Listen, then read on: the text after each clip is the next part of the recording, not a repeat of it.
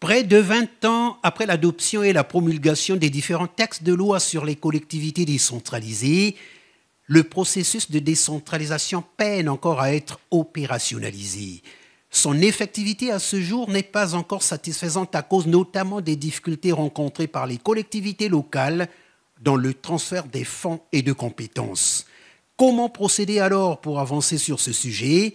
Quels sont les obstacles à surmonter? Quels mécanismes d'appui faut-il mettre en place pour atteindre ces objectifs? C'est à l'ensemble de ces questionnements que les participants au forum sont appelés à répondre afin de créer les conditions permissives de mise en œuvre effective de la décentralisation au Congo.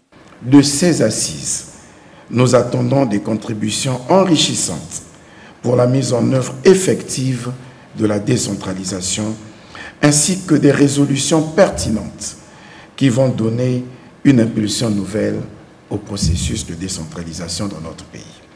Ayant fait de la décentralisation l'un des défis de son action, le gouvernement est conscient que son effectivité passera par le transfert effectif des moyens substantiels et des compétences aux collectivités territoriales et par la mise en place des outils d'appui et d'accompagnement innovants. L'option politique du gouvernement de faire de la décentralisation un levier infaillible de la démocratie locale et du développement n'a pas varié du tout.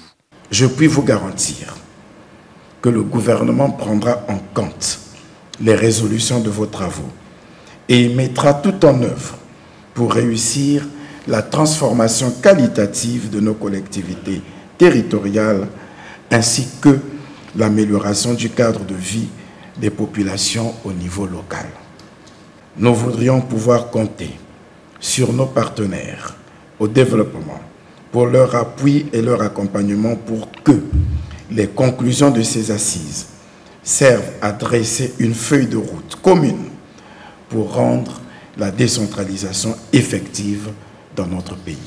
Aujourd'hui, la décentralisation s'impose de plus en plus dans les agendas des organisations communautaires africaines et internationales. Ces objectifs et ces modalités de mise en œuvre par les États font l'objet des recommandations, d'indicateurs de performance et de bonne gouvernance.